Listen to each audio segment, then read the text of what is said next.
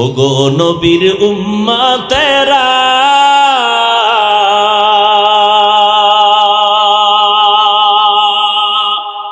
হয়ে আজি দিশাহারা, কোরআন হাদিসের চলো যখন যাহা চায় মনে, নবী বিনে কে তরবে পুলসিরাত মিজানে, নবী বিনে কে তরবে পুলসিরাত মিজানে, নবী আমার জীবন ভরে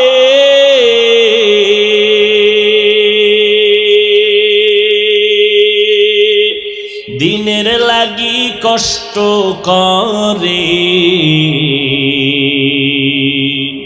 দান দান শহীদ করিলেন উহুদেরই ময়দানে, নবী বিনে কে তরবে পুলসিরাত মিজানে, নবী বিনে কে তরবে পুলসিরাত মিজানে। কে সেই নবী আমার? রাস্তা দিয়া চলতেছেন, জঙ্গলের প্রাণীরা নবীরে জোরে জোরে সালাম দেয়। দুঃখ,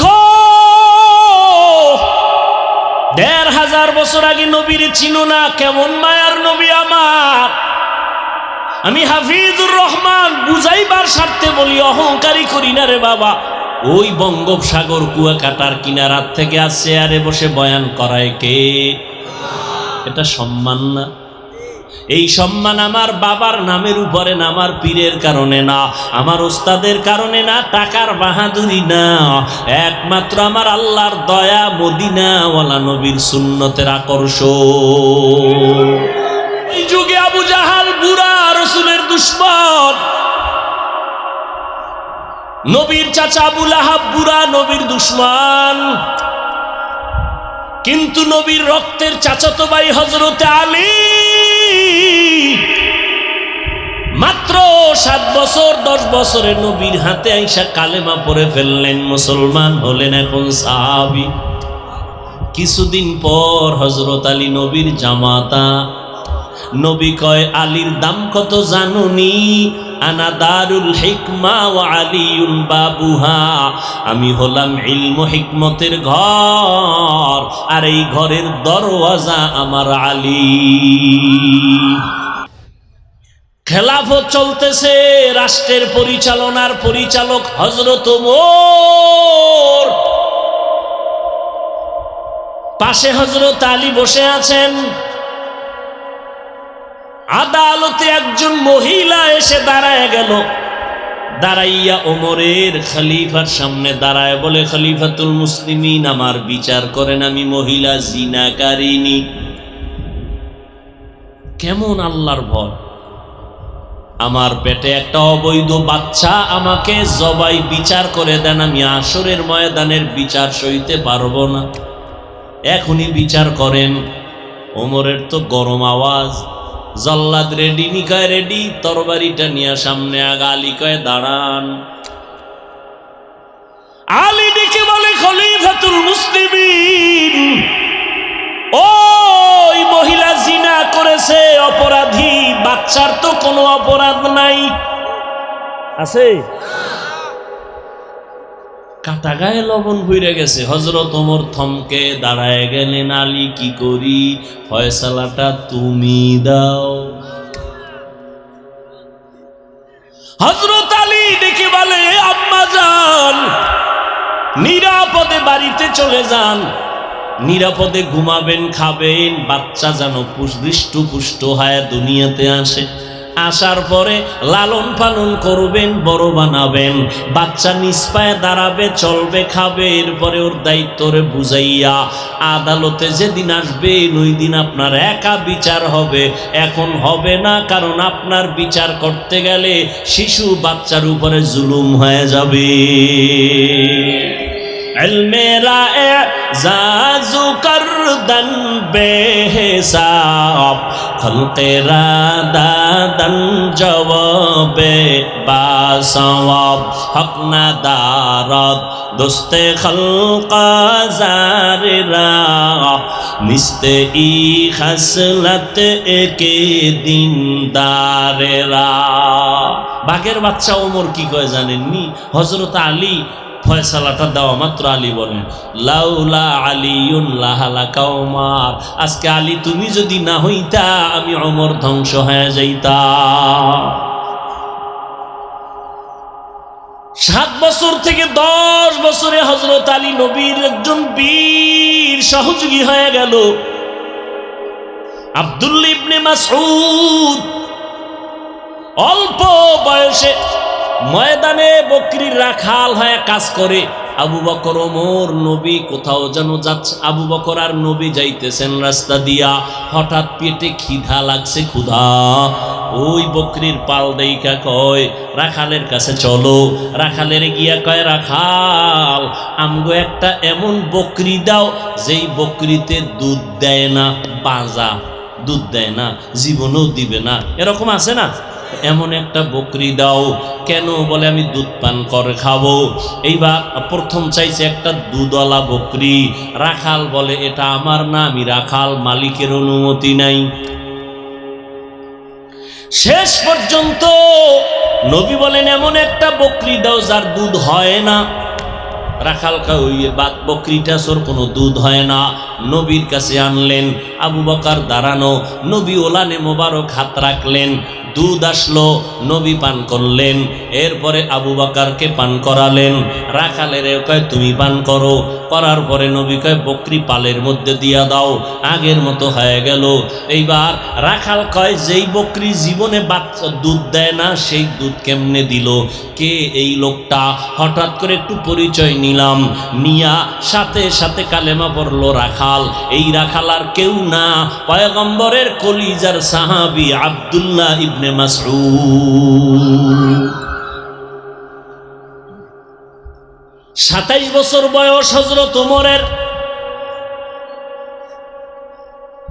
নবীর কল্লা আনতে যায় ওমর। বুড়া আবু জাহিল অর্ডার দিছে 100 লাল উট দেওয়া হবে, মুহাম্মদের গর্দান আনতে চাইলে কে পারবা? ওমর কয় আমি রেডি। তখন আমার নবীর সামনে 39 জন মুসলমান পুরুষ আর 11 জন পর্দার, 11 জন আছে আড়ালে মহিলা মুসলমান। ওমর 27 বছরে গিয়া নবীর হাতে কালেমা পড়ে মুসলমান হইয়া এবার তরবারি হাতে নিয়া বাইতুল্লাহর পার্শ্বে জিয়াদ চিৎকার দিয়া কয় এই মক্কার বেঈমানেরা আয়, আমি 27 বছরের ওমর 5 মিনিট আগে ছিলাম মুহাম্মদের দুশমন, এখন বন্ধু হয়ে গেলাম। যদি কেউ স্ত্রীকে বিধবা বানাইতে চাও ওমরের তরবারির সামনে আয়। আজকে কাউরে দরকার নাই, মুহাম্মদের পক্ষে আমি ওমর, আল্লাহর পক্ষ থেকে রহমতে আমি যথেষ্ট।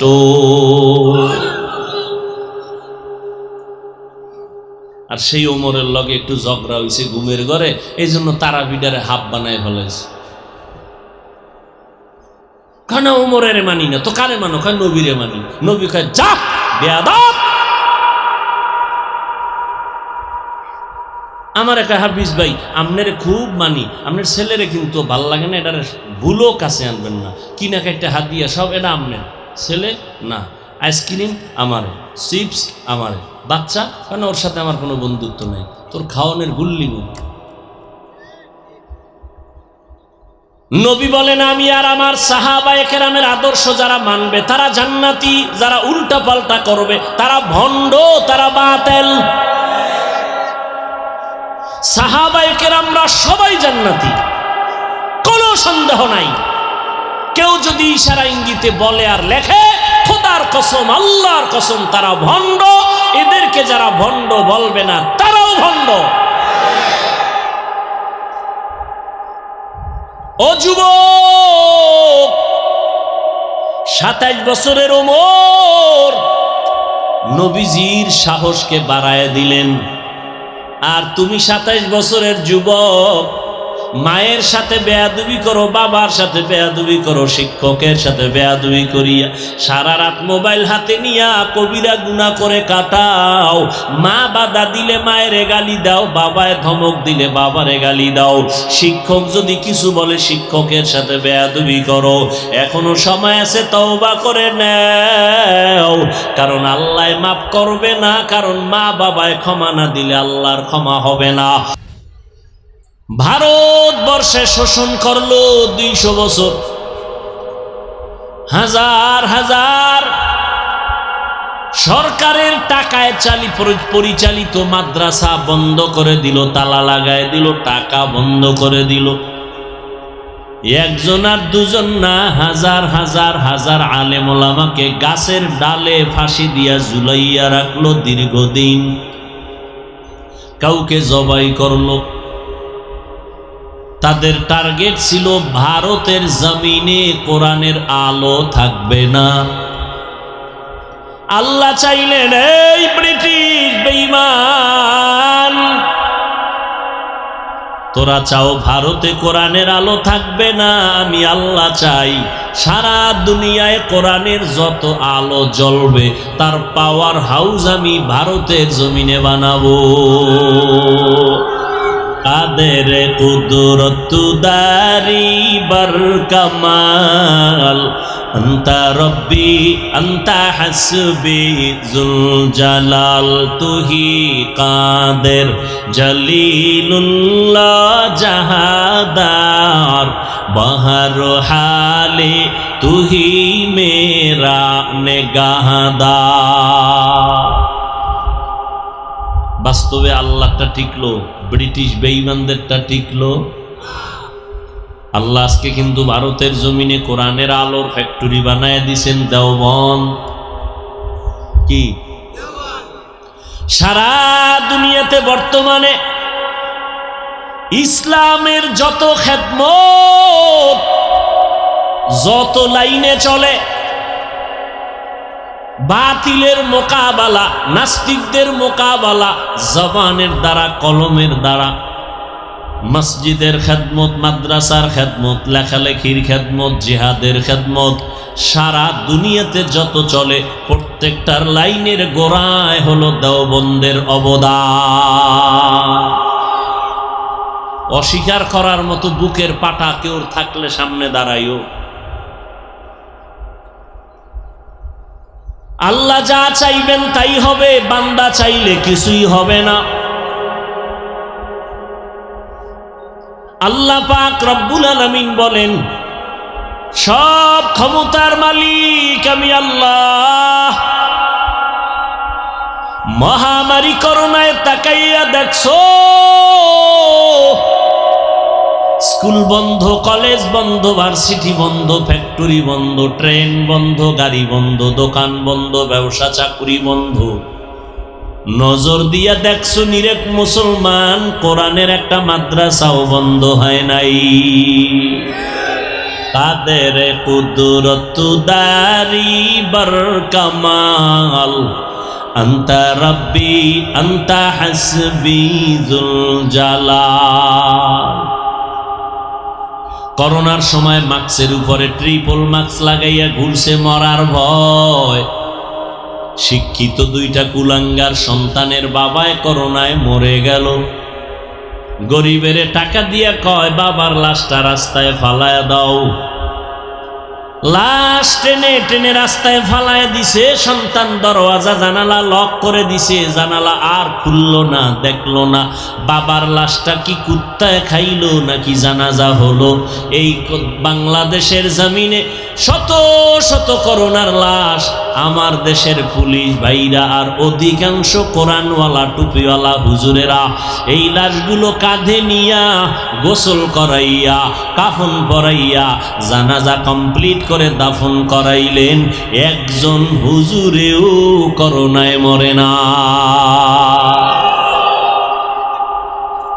মারার মালিক কি করোনা? হ্যাঁ, আল্লাযী খালাকাল মাউতা ওয়াল হায়াতা লিয়াবলুয়াকুম আইয়ুকুম আহসানু আমালা। আল্লাহ বলেন আমি আল্লাহ কেমন হায়াত আর মউত এর স্টেশনের মাঝে তোমাকে ছেড়ে দিলাম। মৃত্যু নামের স্টেশন আর হায়াত, আমি আল্লাহ তোমার হায়াত দিলাম, মরণের সীমানাও দিয়া পাঠায়া দিলাম। কেন? আমি তোমাকে পরীক্ষা করব। কি পরীক্ষা? আমি দেখব কারা আহসানু আমালা, ভালো আমল করে, উত্তম আমল করে।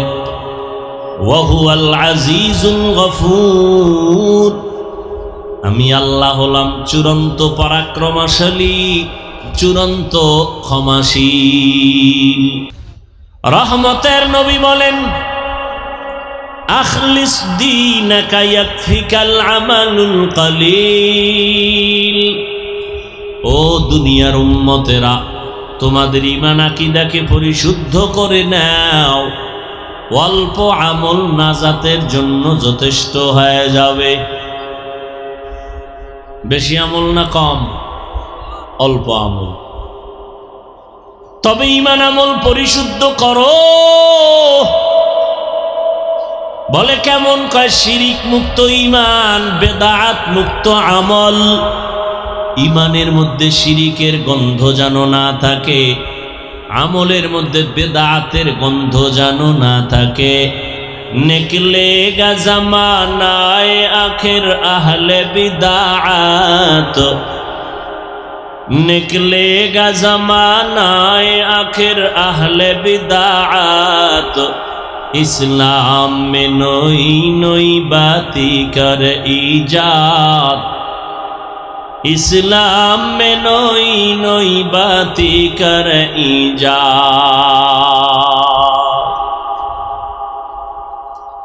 बेदातेर सरासरि मन गड़ा আমল, मन गड़ा इस्लाम, मन गड़ा ईमान। ভাইরা আমার, নবী বলেন অল্প আমল করো, তবে সে আমলটা ইখলাসের সাথে করো। তোমার অল্প আমল নাজাতের জন্য যথেষ্ট। আল্লাহ কোরআনের আয়াতে বলেন আমি পরীক্ষা নিব আমলের, বেশি না। ভালো আমল, বেশি আমল না। আকসারু আমালা বলেন নাই, বলছেন আহসানু আমালা। আমি বেশি আমল চাই না, চাই ভালো আমল। কিন্তু ভালো আমলটা কোন দিন করব তাও জানা নাই। কোন দিনের আমলটা ভালো হবে তার কোনো গ্যারান্টিও নাই। এজন্য আমল চালু রাখো, চালু রাখো, করতে থাকো, করতে থাকো।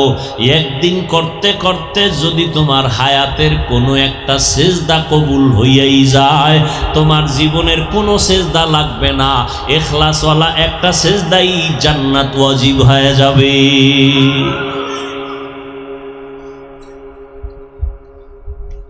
আমল, আজকে আমরা আমল করতে তো চাই না। গ্রামের একটা প্রবাদ আছে, এমনিই তো নাচনেওয়ালা বুড়ি আরো যদি পায় ঢোলের বাড়ি। মানুষ আমল করতে চায় না, এর মধ্যে আবার কেউ কেউ স্লোগান দেয়, কিছু কিছু হজরতেরা, বেশি আমল লাগে না।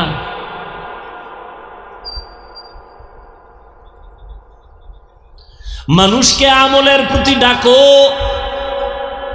কারণ যেখানে আল্লাহ ঈমানের বয়ান করেছেন সেখানে আমলের বয়ান। জান্নাতের মধ্যে দামি একটা জান্নাতের মাকামের নাম জান্নাতুল ফিরদাউস। নবীজি বলেন তোমরা যখন জান্নাতের দোয়া করো তখন ফিরদাউসের কামনা করিও। আল্লাহ কোরআনে বলেন এই জান্নাতের মধ্যে দামি জান্নাতুল ফিরদাউস আমি 2 গুণওয়ালা মানুষের দান করব। ইন্নাল্লাযীনা আমানু ওয়া আমিলুস সালিহাত কানাত লাহুম জান্নাতুল ফিরদাউসি নুজুলা। যারা ঈমান আনার পরে নেক আমল করবে আমি তাদের জান্নাত দিব, দামি জান্নাতুল ফিরদাউস। এই এখানে আপনাদেরও জোর কইরা আনা হইছে, কে নিয়ে আসছেন? এটাকে বরকত মনে করেন না? উঠা বসা করলে কিন্তু আমারও জরুরত, আপনার যদি জরুরত থাকে আমারও জরুরত আছে। আপনি উঠলে আমিও কিন্তু উঠে যাব। হাত দুইটা উঠায় বলবো আলহামদুলিল্লাহি রব্বিল আলামিন। আপনি কানতে পারবেন ঠিক, কিন্তু হাত আর নিচে নামবেন। নিজের কপালটাও পুড়িয়েন না, অন্যের কপাল পোড়াবারও অপচেষ্টা করিয়েন না। আপনার ভাল লাগে না প্যান্ডেলে ঢুকছেন কেন? ওই বহু সিফা সাফায় দাঁড়ায় বিড়ি টানতেন আর ওয়াজ শুনতেন, দেখতামও না, কিছু বলতামও না। এখানে কত ওলামায়ে কেরাম, শিক্ষিত মানুষ, দামি মানুষ বসা, আপনি ডিস্টার্ব করেন কেন উঠে গিয়া? আল্লাহ সবাইকে হেদায়াত দান করুন।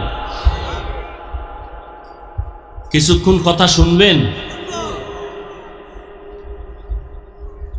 এই পুরা প্যান্ডেল এখন আমার নজরের সামনে। একটা লোক হাত নাড়ায়, পা নাড়ায়, সবগুলো চোখে আসে। বয়ান বক্তার এলেমে আর ডিগ্রিতে বক্তার বয়ান হয় না। আল্লাহর কসম, এটা লিখা রাখেন।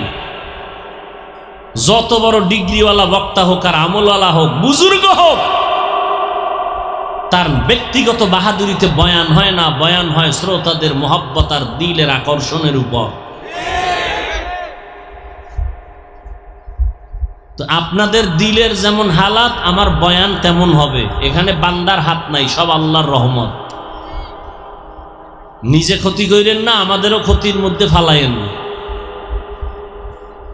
মানুষ এমনিই আমলের দিকে আসতে চায় না, আপনি আমলের বিরুদ্ধে। মানুষ বসতে চায় না ওয়াজে। এই মানুষগুলোকে এমপি সাহেব একটু আগে মনে হয় বক্তব্য দিচ্ছেন না? এখন সে যদি চাইতেন যে সব মানুষ আমি এখানে জমা রাখবো, আমরা না, তিনি আনবেন, বুঝেন? কিন্তু তাহলে তার ফ্রি গাড়ি দেওয়া লাগতো। বুঝেন, সত্য কথাটা স্বীকার করেন, কি দেওয়া লাগতো? ফ্রি গাড়ি, আসা যাওয়া। না হয় আপনারা কেউ। দ্বিতীয়ত, এখানে আসার পরে বসার ব্যবস্থা ভিআইপি, ঠিক না? এরপরে ফাঁকে ফাঁকে নাস্তা, নাইলে চেয়ারের বাড়ি। কি আপনারা যে এখানে আসছেন, ফ্রি গাড়ি, চেয়ার, যেই বিছনায় বইছেন, পৃথিবীতে এর থেকে থার্ড ক্লাসের বিছনা আর হতে। এই বিছানা কোনো বিয়ে দিলে কি পরিমাণ জোতার বাড়ি খাইব? কোনো বিবাহের অনুষ্ঠানে যদি এই বিছনা দিয়ে খায় বইও, কি পরিমাণ জুতা খাবে? অত সেখানে কারো অন্তরে কোনো কষ্ট আছে? এরপর এখানে কোনো ক্লাস ভাগ নাই, কে ধনী, কে গরিব, কে আলেম, কে আওয়াম, সব একাকার। কেউ মাটির উপরে বসছে, বিছনা নেই। নাস্তা টাস্তা আছে ফাঁকে ফাঁকে, বরং টাকা আরো কিছু রাইখা দিলাম যে দিয়া যান।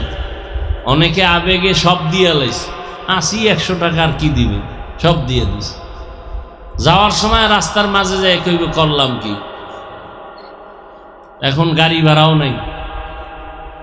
এই যে বসলো, এত কষ্ট। আচ্ছা, এমপি সাহেব, কথার কথা আমি বুঝাইতেছি, এতগুলো লোককে এক জায়গায় জমা রাখতে গেলে পুলিশ লাগতো না?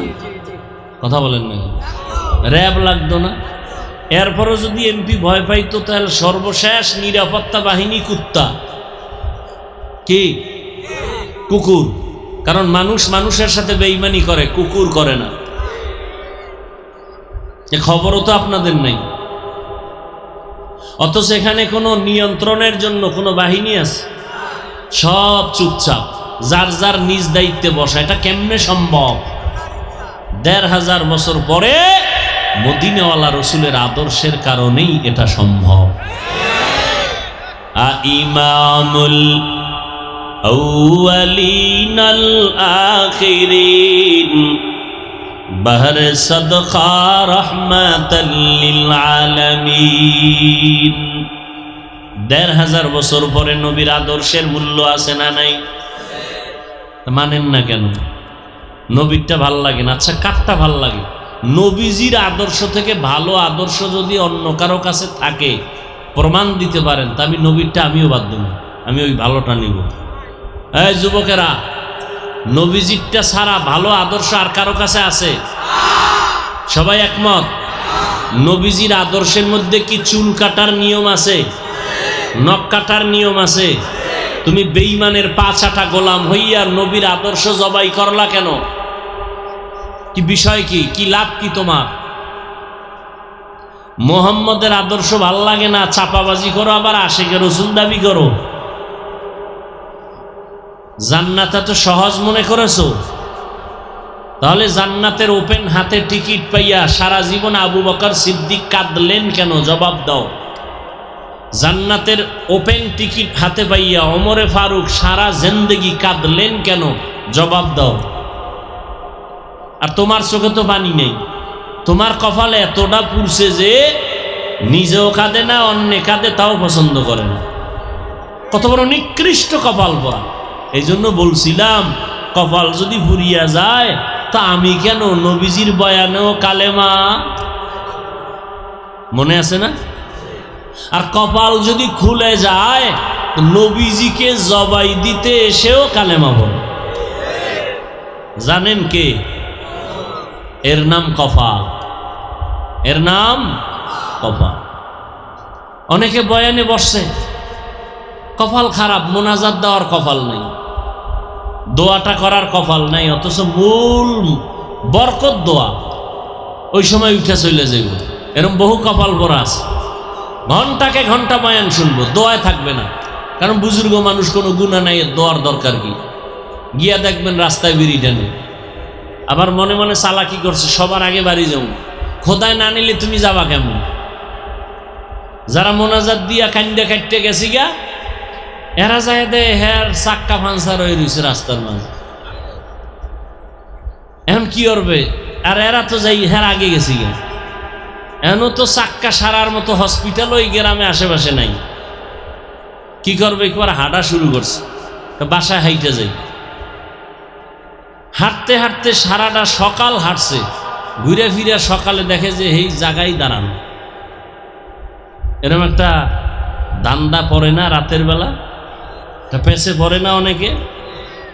বড় কঠিন জিনিস। কেমনে বুঝাম? বলার দায়িত্ব বলে গেলাম। বয়ান শুনে দোয়াটায় থাকে না। কত বড় নিকৃষ্ট মানুষ। অথচ মা বাবার জন্য দোয়া করবে। দোকানে ব্যবসা কম, দোয়ার দরকার। শরীর অসুস্থ, দোয়ার দরকার। আমি হাফিজুর রহমানের দোয়া কবুলের গ্যারান্টি নাই, কিন্তু মাঠে বহু আল্লাহর বান্দা আছে, দোয়া ফেরত যাবে না। অথচ এই বরকতি দোয়ায় থাকতে চায় না। ও যুবক, তুমি বেঈমানের পাঁচাটা গোলাম হইলা কেন? বিধর্মীরা রসুলের আদর্শ দেখে কালেমা পড়ে, তোমার চেহারার মধ্যে মদিনার আদর্শ নাই কেন? কয়দিন আর বাঁচবা? বাঁচার গ্যারান্টি আছে? রমাজানের ঈদ গেল, কত যুবকের লাশ লাশ লাশ, একসাথে 11 জন নাই। আর মরণের আর এক নতুন ফাঁদের নাম বাইক। কি ওটাই বইলেই তো খালি শরীর থেকে আগুন বাইর হয়। আর পেছনে যদি বিপরীত কোনো পার্স থাকে তাতে আরো আগুন।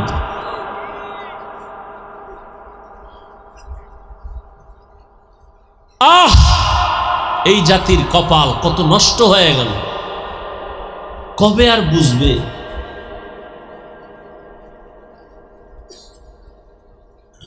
আল্লাহ আপনি আমাদের সব ভাইকে হেদায়াত দান করেন। আজকে আমরা উলামায়ে কেরাম কোরআনওয়ালারা এক থাকলে বেঈমানরা কথা বলার আগে অনুমতি নিতে বাধ্য হতো। আমাকে বিরুদ্ধে তো হিন্দুদের বলার দরকার নাই, খ্রিস্টানের বলার দরকার নেই, আমরা জাতিবাহীরা যথেষ্ট। কিন্তু ক্ষতি হয়ে গেল ইসলামের, কোনো হুজুরের হইল না। পরিণাম ফলে ইসলামের বদনাম হলো। আমাকে দলাদলির কারণে এই ফেসবুকে লেখালেখি করে একদল আছে আলেমের বিরুদ্ধে। কত বড় নিকৃষ্ট সন্তান। আমি স্পষ্ট বলে দিছি গতকাল, এর আগেও ঢাকায়, যারা উলামায়ে কেরামের বিরুদ্ধে লেখে ফেসবুকে, এরা মা বাবার অভিশপ্ত সন্তান ছাড়া কেউ নয়। মা বাবার চূড়ান্ত অভিশপ্ত সন্তান। ওদের কপালে মা বাবার অভিশাপ, না হয় আলেমের বিরুদ্ধে কলম ধরতে পারে না। লাভ কি? কি লাভ বলো? ইসলামের কি লাভ? তোমার তো লেখার দরকার নাই। এমন তো যুগ আসছে যে কেউ উল্টাপাল্টা বয়ান করে বাঁচার উপায় নাই। তার আইসা আবার লাইভে কয়, ভাই ভুল বললে ফেলাইছি, মাফ করে দিও। ঠিক না? তা তোমার এখানে পণ্ডিতির দরকার কি? তোমার নিজের চিন্তা করো। অমুকে খারাপ, অমুকে খারাপ, অমুকে খারাপ। তোমার মাথায় টুপি নাই, এই খারাপের চিন্তা কে করবে? তোমার গালে দাড়ি নাই মদিনার, এই খারাপের চিন্তা কে করবে? তোমার মেয়ে পর্দা করে না, তোমার স্ত্রী নামাজ পড়ে না, এই খারাপের চিন্তা কে করবে? তুমি খালি অমুকে অমুকে খারাপ বইলা জিন্দগি শেষ করলা, তোমার খারাপের সংশোধন কে করবে?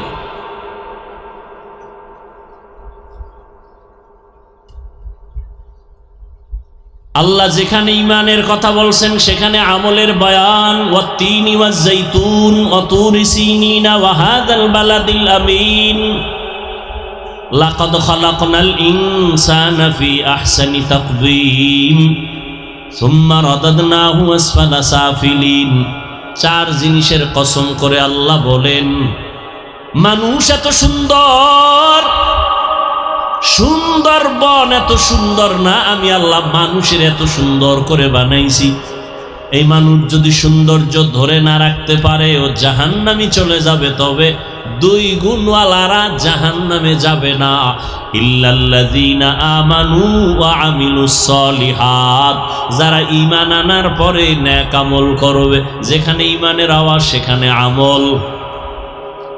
কিন্তু দুঃখ লাগে কোন হযরতেরা বলে আমল লাগে না। ও আল্লাহর বান্দারা, একটু জবাব দাও, সাহাবায়ে কেরামদের মতো দামি কোন মুফতি মুহাদ্দিস মুফাসসির আছে? ভাই সত্য কথা বলো, আছে? ওই সাহাবায়ে কেরামের তাকওয়া, ইখলাস, ইলম, আমল কম না বেশি? এরা কি শুধু 5 ওয়াক্ত পড়ছেন? তাহাজ্জুদ পড়ে নাই? ইশরাক, আউয়াবিন, চাষ করে নাই? জিহাদের ময়দানেও তারা ফার্স্ট, স্ত্রীর হক আদায়ের বেলায় তারা ফার্স্ট নাকি? সন্তানের হক আদায়ের বেলায় তারা কামিয়াব। তাহাজ্জুদের কাতারেও তারা সবার আগে। কি ওলামায়ে কেরাম বলেন, আমার ভুল হইলে ধরায় দিন। ইশরাকের বেলায় তারা সবার আগে। আবার তারা ব্যবসা করে, আবার জিহাদের ময়দানে হাজির। এত বড় ইলমওয়ালা, ইখলাসওয়ালা, তাকওয়াওয়ালা হইয়াও যদি তারা সব লাইনে আগাইতে পারে, নফল পড়তে পারে, সারা রাত নামাজে নফল কাটাইতে পারে, 3 দিনে 1 খতম কোরআন। কয় দিনে? আপনারা 14 গোষ্ঠী দিছে 3 দিনে 1 খতম। পুরা রমজানে 1 খতম দিতে পারে না। আম্মা জানেরা পারে। কদরের রাত্রে মোনাজাতের আগে খালি সাদা কাগজে লেখা, কি ও কয় আমার মাইয়া 23 খতম, আমার বোন দিছে 26 খতম। আমি বললাম আমরা পুরুষ আলেম হইয়া পারি না 1 খতম দিতে, আম্মা জানেরা কেমনে? কয় একবার আলহামদু, 3 বার কুল হু আল্লাহর তাবিজ কি আপনার কাছে জানা নেই? আমরা ওলামায়ে কেরামরা যত তাড়াতাড়ি কোরআন শরীফ পড়তে পারি, যারা আলেম না তারা পারবে? সত্য কথা বলেন। আম্মা জানেরা তো আরো পারবো না। তারা 26 খতম দিল কেমনে রমজানে? আমরা 1 খতম দিতে ঘাম ছুইটা যায়। আম্মা জানগো আরো ব্যস্ততা আছে না? মাইয়া ভোলার কান্নাকাটি, ক্যাসেটের আওয়াজ, কি এই ইফতারি, এই সাহারি, এই ডিউটি, সেই ডিউটি, এর মধ্যে 26 খতম। সুবহানাল্লাহ, কিয়ামত বহুত দূর। হায় হায়, আসলে বুঝে না, আমরা বুঝি না, বুঝাইও না, নিজেরাই বুঝি না, আর একজনের বুঝাবো কেন? মরাডারে মারো কেন? কয় লড়ে কেন? কয় ভাইজান আপনার দাওয়াত। আলহামদুলিল্লাহ। আমনের বাড়ি? নাউজুবিল্লাহ। এর যুবক, মদিনাওয়ালা নবীর চিনলি না? কে সেই নবী আমার? রাস্তা দিয়া চলতেছেন, জঙ্গলের প্রাণীরা নবীরে জোরে জোরে সালাম দেয়। সুবহানাল্লাহ। আমি গেলে কইব সুবহানাল্লাহর দাম নাই। আইবে কেমনে? যেই পরিমাণ গাঞ্জা খাও আর বিড়ি টানো, সুবহানাল্লাহ আইবে কেমনে? আহ, দুঃখ।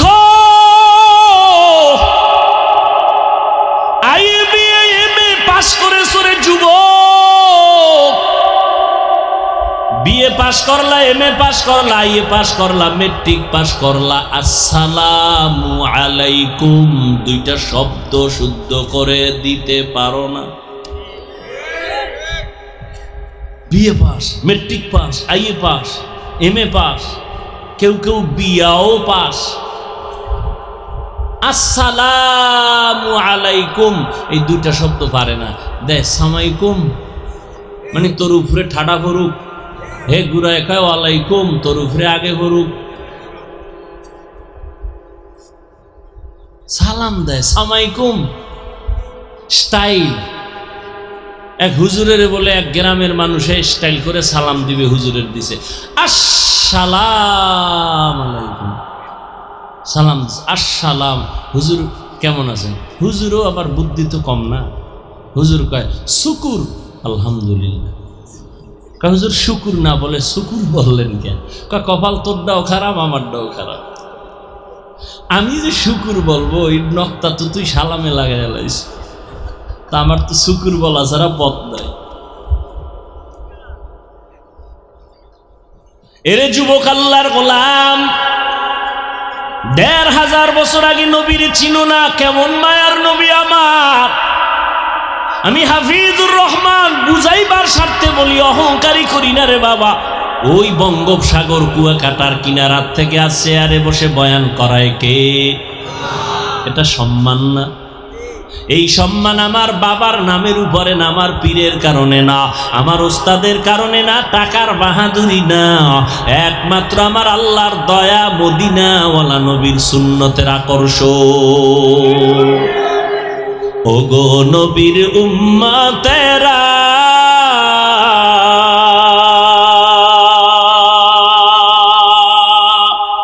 হয়ে আজি দিশাহারা, কোরআন হাদিসের চলো যখন যাহা চায় মনে, নবী বিনে কে তরবে প্রসিরত মিজানে, নবী বিনে কে তরবে প্রসিরত মিজানে, নবী আমার জীবন ভরে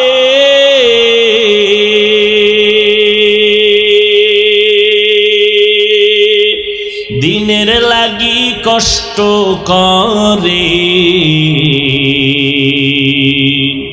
দান দান শহীদ করিলেন অহুদেরই ময়দানে, নবী বিনে কে তারাবে প্রসিরত মিজানে, নবী বিনে কে তারাবে প্রসিরত মিজানে।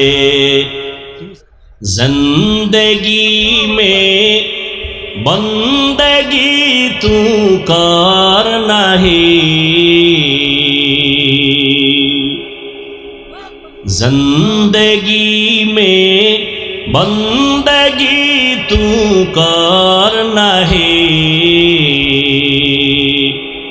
जिंदगी बे बंदगी शर्मिंदा है, जिंदगी बे बंदगी शर्मिंदा है। যুবকেরা খারাপ লাগে? এটার লাগে একটা একতারা হইলে আরো মজা পাইতি না? তোরা তো আবার এই বিচারা শুনতে চাস না।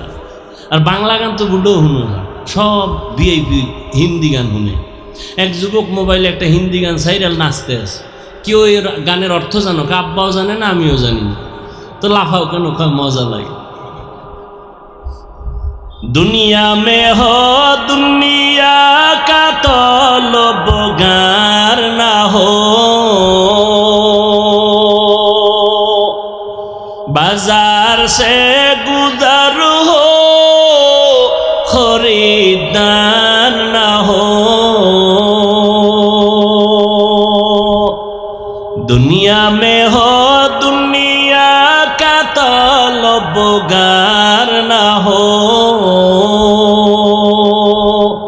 बाजार से गुजर हो खरीदार ना हो,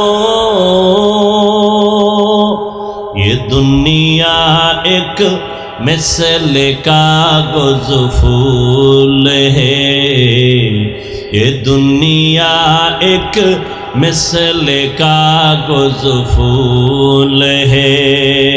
जिंदगी में बंदगी तू करना है, जिंदगी में बंदगी तू करना है, जिंदगी बे बंदगी शर्मिंदा है, जिंदगी बे बंदगी शर्मिंदा है। जिंदगी में बंदगी कुन बंदगी, जिंदगी बे बंदगी शर्मिंदगी। ও যুবক আল্লাহর গোলাম, ১৫০০ বছর আগে আমার নবী বলেছেন, আমি মুহাম্মদের উপকার করেছে যুবকেরা, আর আমি মুহাম্মদের বিরোধিতা করেছে বুড়ারা। কেউ বুড়া আপনারা কইছে, আপনি হুদা রাগ করেন কেন? ওই যুগে আবু জাহাল বুড়া, রাসূলের দুশমন। নবীর চাচা আবু লাহাব বুড়া, নবীর দুশমন। কিন্তু নবীর রক্তের চাচাতো ভাই হযরতে আলী মাত্র 7 বছর 10 বছরে নবীর হাতে আইসা কালেমা পড়ে ফেললেন, মুসলমান হলেন, এখন সাহাবী। কিছুদিন পর হযরত আলী নবীর জামাতা। নবী কয়, আলীর দাম কত জানুনি? আনা দারুল হিকমা ওয়া আলিউন বাবুহা, আমি হলাম ইলম হিকমতের ঘর, আর এই ঘরের দরওয়াজা আমার আলী। খেলাফত চলতেছে, রাষ্ট্রের পরিচালনার পরিচালক হযরত ওমর, পাশে হযরত আলী বসে আছেন। আদালতে একজন মহিলা এসে দাঁড়ায় গেল, দাঁড়াইয়া ওমরের খলিফার সামনে দাঁড়ায় বলে, খলিফাতুল মুসলিমিন, আমার বিচার করেন, আমি মহিলা জিনাকারিনী। কেমন আল্লাহর ভয়! আমার পেটে একটা অবৈধ বাচ্চা, আমাকে জবাই বিচার করে দেন, আমি আসরের ময়দানের বিচার সইতে পারবো না, এখনই বিচার করেন। ওমরের তো গরম আওয়াজ, জল্লাদ রেডি, নিকায় রেডি, তরবারিটা নিয়ে সামনে আগা। আলী কয়, দাঁড়ান। আলী ডেকে বলে, খলিফাতুল মুসলিমিন, ওই মহিলা জিনা করেছে, অপরাধী, বাচ্চার তো কোনো অপরাধ নাই। আছে? কাটা গায়ে লবণ ভইরা গেছে। হযরত ওমর থমকে দাঁড়ায় গেলেন, আলী কি করি? ফয়সালাটা তুমি দাও। হযরত আলী ডেকে বলে, আম্মা যান, নিরাপদে বাড়িতে চলে যান, নিরাপদে ঘুমাবেন, খাবেন, বাচ্চা যেন হৃষ্টপুষ্ট হয়ে দুনিয়াতে আসে। আসার পরে লালন পালন করবেন, বড় বানাবেন, বাচ্চা নিজ পায়ে দাঁড়াবে, চলবে, খাবে। এরপরে ওর দায়িত্বরে বুঝাইয়া আদালতে যেদিন আসবেন, ওই দিন আপনার একা বিচার হবে। এখন হবে না, কারণ আপনার বিচার করতে গেলে শিশু বাচ্চার উপরে জুলুম হয়ে যাবে। ইলমেরা এজাজু করদন বেহিসাব, খলকেরা দাদন জবাবে বাসওয়াব, হক না দারদ দোস্তে খলকা জারেরা, নিস্তে ই খাসলত একে দিনদারেরা। বাঘের বাচ্চা ওমর কি কয় জানেননি? হযরত আলী ফয়সালাটা দেওয়া মাত্র আলী বলেন, লাউলা আলিউন লাহালাকা ওমর, আজকে আলী তুমি যদি না হইতা, আমি ওমর ধ্বংস হয়ে যাইতাম। 7 বছর থেকে 10 বছরে হযরত আলী নবীর একজন বীর সহযোগী হয়ে গেল। আব্দুল্লাহ ইবনে মাসউদ অল্প বয়সে ময়দানে বকরির রাখাল হয়ে কাজ করে। আবু বকর ওমর নবী কোথাও যেন যাচ্ছে, আবু বকর আর নবী যাইতেছেন রাস্তা দিয়া, হঠাৎ পেটে খিদা লাগছে, ক্ষুধা। ওই বকরির পাল দেইকা কয় রাখালের কাছে চলো। রাখালের গিয়া কয় রাখাল আমগো একটা এমন বকরি দাও যেই বকরিতে দুধ দেয় না, বাজা দুধ দেয় না, জীবনেও দিবে না, এরকম আছে না, এমন একটা বকরি দাও। কেন? বলে আমি দুধ পান করে খাবো। এইবার প্রথম চাইছে একটা দুধওয়ালা বকরি। রাখাল বলে এটা আমার না, আমি রাখাল, মালিকের অনুমতি নাই। শেষ পর্যন্ত নবী বলেন এমন একটা বকরি দাও যার দুধ হয় না। রাখাল ওই বকরিটা সোর কোনো দুধ হয় না।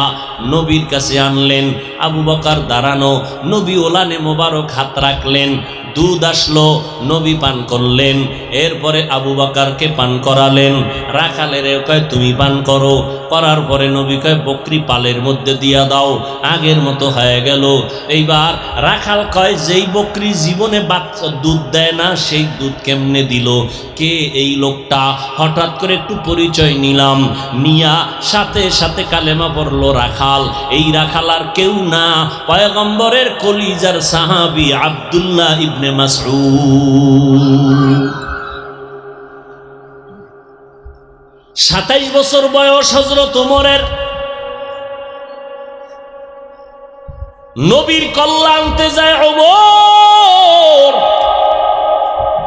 বুড়া আবু জাহিল অর্ডার দিছে 100 লাল উট দেওয়া হবে, মুহাম্মদের গর্দান আনতে চাইলে কে পারবা? ওমর কয় আমি রেডি। তখন আমার নবীর সামনে 39 জন মুসলমান পুরুষ আর 11 জন পর্দার, 11 জন আছে আড়ালে মহিলা মুসলমান। ওমর 27 বছরে গিয়া নবীর হাতে কালেমা পড়ে মুসলমান হইয়া এবার তরবারি হাতে নিয়া বাইতুল্লাহর পার্শ্বে জিয়াদ চিৎকার দিয়া কয় এই মক্কার বেঈমানেরা আয়। আমি 27 বছরের ওমর, 5 মিনিট আগে ছিলাম মুহাম্মদের দুশমন, এখন বন্ধু হয়ে গেলাম। যদি কেউ স্ত্রীকে বিধবা বানাইতে চাও ওমরের তরবারির সামনে আয়। আজকে কাউরে দরকার নাই, মুহাম্মদের পক্ষে আমি ওমর, আল্লাহর পক্ষ থেকে রহমতে আমি যথেষ্ট।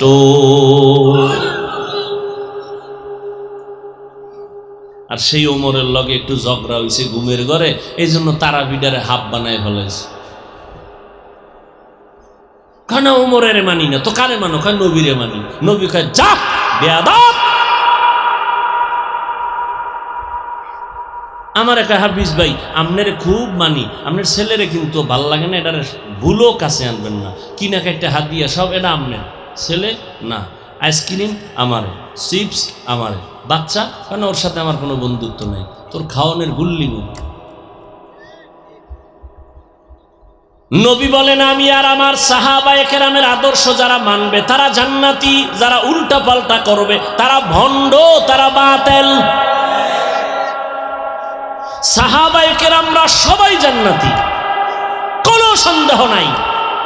কেউ যদি ইশারা ইঙ্গিতে বলে আর লেখে, খোদার কসম, আল্লাহর কসম তারা ভণ্ড। এদেরকে যারা ভণ্ড বলবে না তারাও ভণ্ড। ও যুবক, 27 বছরের ওমর নবীজির সাহসকে বাড়ায় দিলেন। আর তুমি 27 বছরের যুবক, মায়ের সাথে বেয়াদবি করো, বাবার সাথে বেয়াদবি করো, শিক্ষকের সাথে বেয়াদবি করিয়া সারা রাত মোবাইল হাতে নিয়া কবিরা গুনাহ করে কাটাও।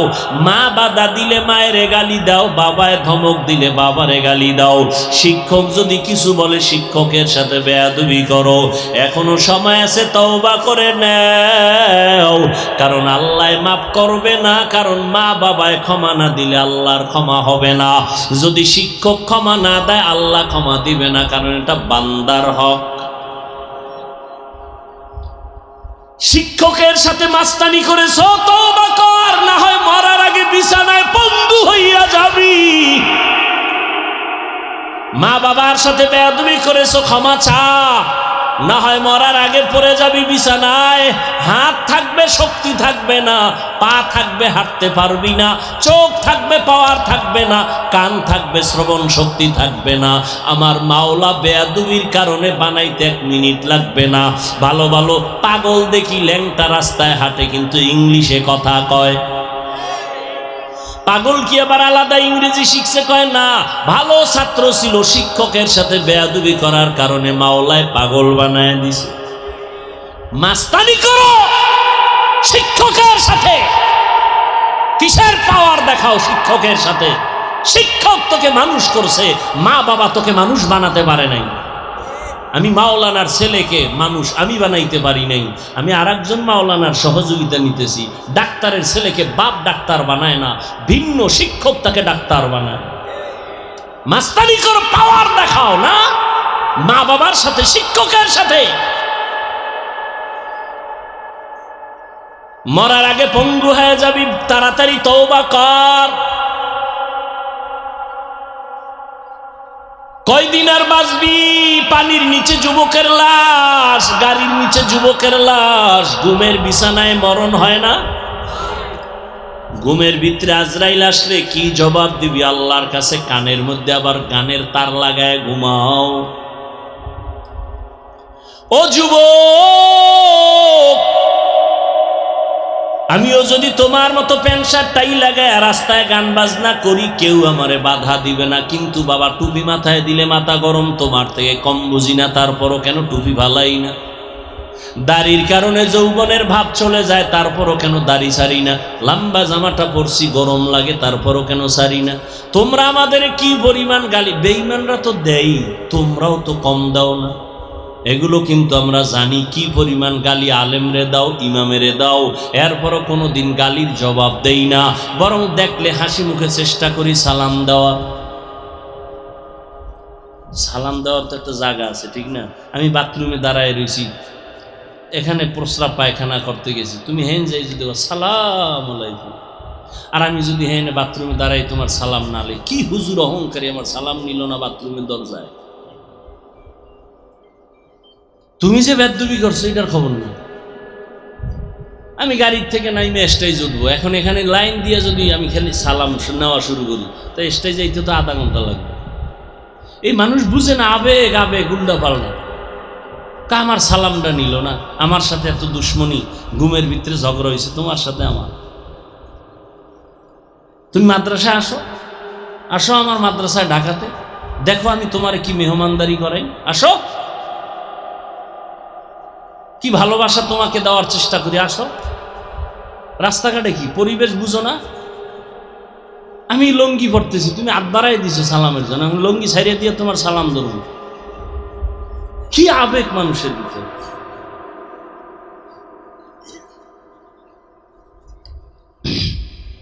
আর সালাম কি, আমি তো এখন সালাম নিতে চাই না, আর একটা কারণ, এরা ছবি তুলে সালাম দিয়ে আমার কি করে, কথা হয় না। তা আমি তো মইরে গেল ওই ছবি তুলতে দিব না। সালাম ইবাদত, সালাম কি ছবি? কেন কি পেয়েছো? সরকারের অর্ডার ছাড়া, মদিনার অর্ডার ছাড়া ভিন্ন কোনো কারণে ছবি তোলা 1000 কোটিবার কবিরা গুনাহ, হারাম। ইবাদত ছবি হবে কেন? আমি তুই ছবি তোলার সালাম দিব না হুশ থাকতে, ভুলে টুলে হয়ে গেলে সেটা ভিন্ন কথা। টের পাইলে ছবি তোলার সালাম তো আমি তোমার নিব না, সুযোগ থাকলেও নিব না। তুমি কি বলবা না বলবা তোমার বিচারে তো আমি চলি না। তুমি তো চুলকাইতে আমারে কম জ্বালান জ্বালাও নাই, তো আমার এই নিয়ে তো টেনশন নাই। মাওলার কাছে আমি ভালো আছি, তো সম্মান এখনো আল্লাহ টিকায় রাখছেন।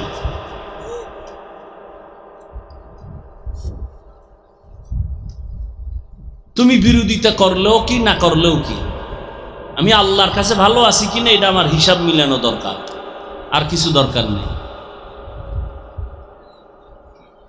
হায় হায় হায় হায় হায়, ছবি ছবি ছবি ছবি, বাথরুমটা বের হয়ে দিয়ে দরজায় দাঁড়ায় রয়েছে ছবি।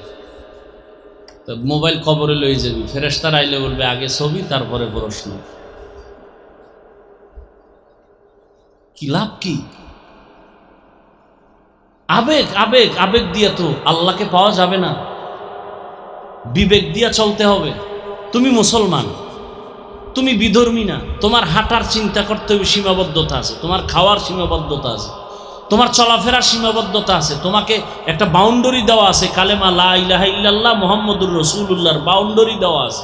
তুমি মনে চাইলে দৌড় দিতে পারবা না, তুমি মনে চাইলেই ঘুমাইতে পারবা না। খেয়াল রাখতে হইবে আবার নামাজ কাজা হয়ে যায় কিনা, বহুত হিসাব। আল্লাহ চায় তোমাকে গোটা দুনিয়ার ক্ষমতা দিতে, তুমি নিতে চাও না। তুমি নাপাক মানুষ, তোমার চোখ নাপাক, দিল নাপাক। নাপাক মানুষের হাতে আল্লাহ পাক। অন্তত মুসলমানকে দিবেন না এই দায়িত্ব। তা কি করবেন শুনে নাও আজকে। মুসলমান বেশি না কম? মাদ্রাসা, মসজিদ, আলেম ওলামা, তাবলিগ, পীর মুরিদি, এরপর মার খাই কেন আমরা? আল্লাহর আইন। মুসলমান আল্লাহর গোলামি বাদ দিয়ে যদি মানুষের গোলাম হও, তাহলে আমি আল্লাহ নিজে বেঈমানের হাতে ক্ষমতা দিয়ে বলবো মুসলমানের ভিডা।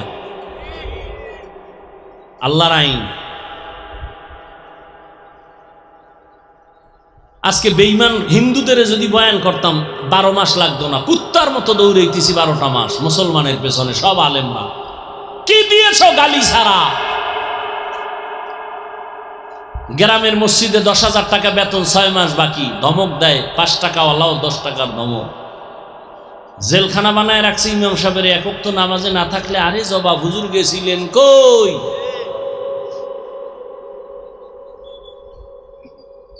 আমি আপনাদের সাথে দুশ্মনী না, বুঝাবার জন্য চাই। সবাই আমরা ভালো মানুষ। আল্লাহ আমাদের উপরে কতটা মহব্বতের নজর দিয়ে রাখছেন। কেন আমরা হতবাগার দলে থাকবো?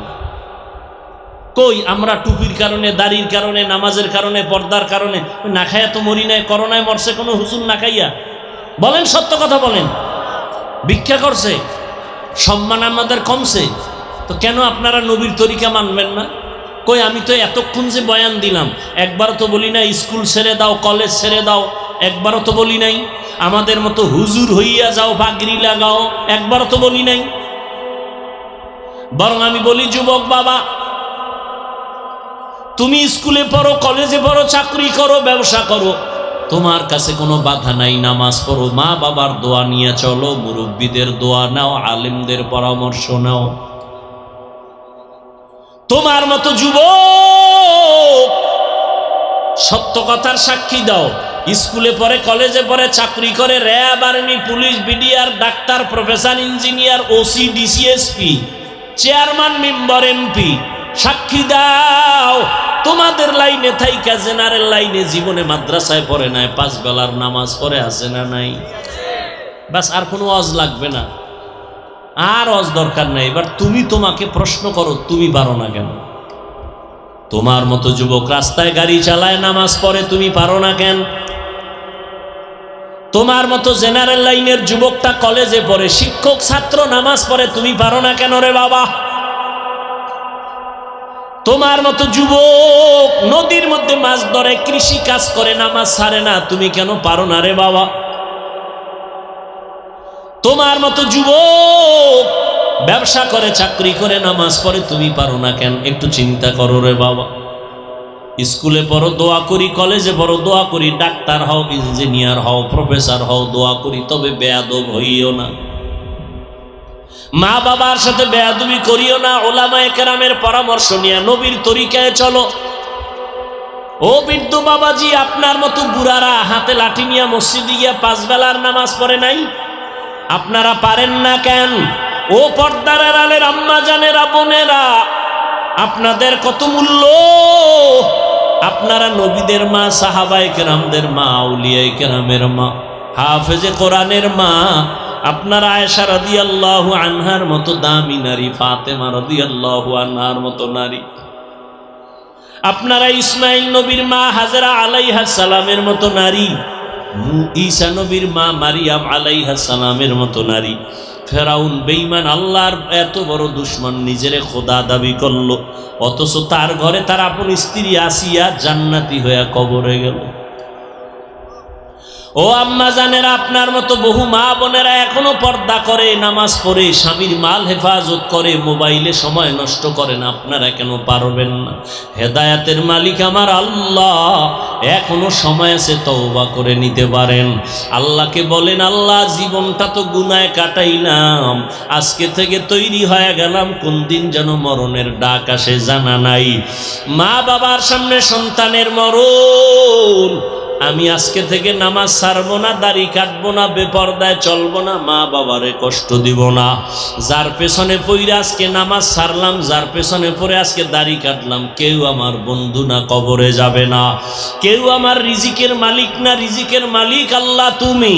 ও আল্লাহ, তুমি তো হায়াতের মালিক, তুমি তো সম্মানের মালিক। বুঝতে পারি না, আজকে থেকে তওবার নিয়ত করে ফেললাম। ও আল্লাহ, জীবনে যত নামাজ ছাড়লাম, আজকে থেকে আর নামাজ ছাড়বো না, দাড়ি কাটবো না, বেপরদায় চলবো না। মনে মনে আল্লাহকে বলো, রে যুবক, আল্লাহর কাছে তওবা করে নাও, আর নামাজ ছাড়বা না। মা বাবার বরদোয়া নিবা না, দোয়া নেওয়ার চেষ্টা করো। মুরব্বীদের দোয়া নাও, উলামায়ে কেরামের পরামর্শ নিয়ে সুন্নত অনুযায়ী চলো রে বাবা। তোমার স্কুলে পড়া, কলেজে পড়া, চাকরি করা, ব্যবসা করা বন্ধ করা লাগবে না।